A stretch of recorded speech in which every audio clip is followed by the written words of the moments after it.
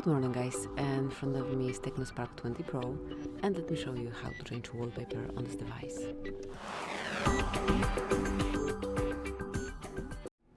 So at first, find and select settings.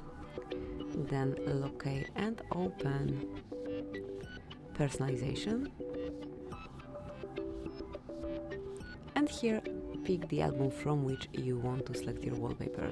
You can choose one from online wallpapers, AI wallpaper, static wallpaper, something from your own gallery.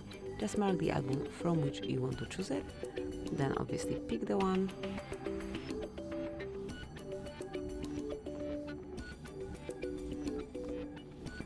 Let me go with this one, for example.